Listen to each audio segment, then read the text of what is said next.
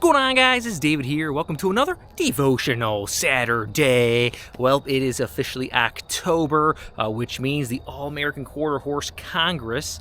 Love going down there a few times for the whole month. That's down in Columbus, Ohio. Largest, single breed horse show in the world. It's really, really cool. I'll take my mom there. She enjoys it. There's always fun stuff. So October's one of my favorite months. Just the weather. Today you see I'm wearing a hoodie. This is finally fall weather. Past few weeks have been warmer and very, very humid.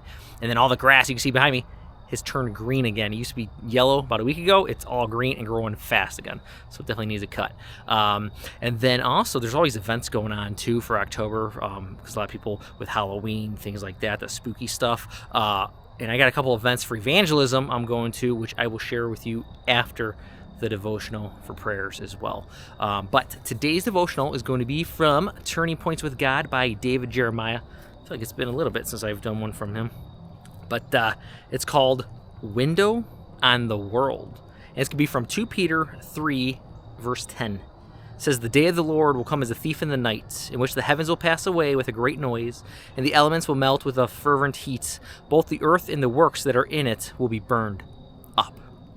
It says, while astronaut John Glenn was preparing to orbit the Earth, he learned that his space capsule, Friendship 7, would not have a window.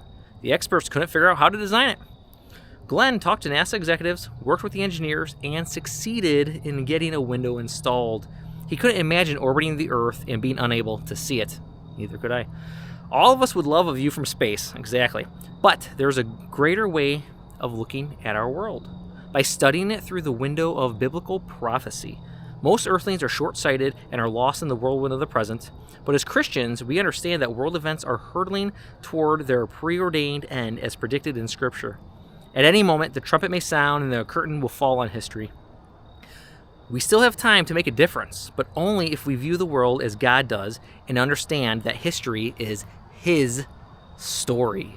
And you can just see in the news all the things going on in the world, especially with Israel, because there's not much left of the biblical prophecies left to be fulfilled before Jesus comes back. So you can just take a look at Israel, everything going on there, and think, whoa. So it's really, really good to get into Scripture and have that view of the eternal and what's going on, rather than how everyone is living day to day, focusing on this world. So think about that. And also, what are we doing with our time? Again, the day of the Lord will come as a thief in the night. Even Jesus says, we don't know the day or the hour.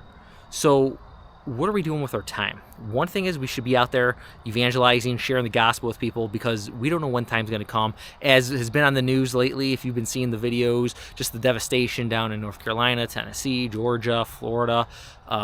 It's crazy what's happened. And people have lost their lives, lost everything they've had. And it was a blink of an eye.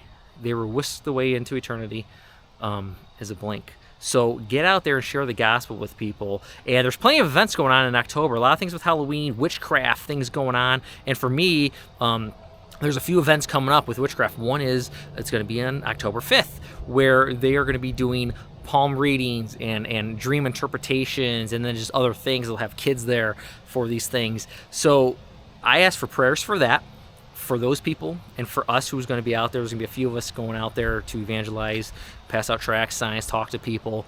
And then there's going to be October 17th is going to be called the Witches Walk. It's a ladies' night on a Thursday down at Medina Square. And these women are going to dress up as witches. And last year it brought a ton of people. So I imagine there's going to be a ton of women there as well, dressed as witches, just celebrating it.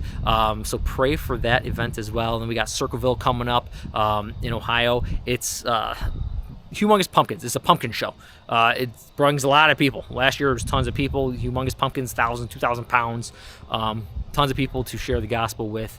So be praying for these events. And then two, as we come up to Halloween, I don't celebrate Halloween, but if you do, say people pass out candy, pass out gospel tracts.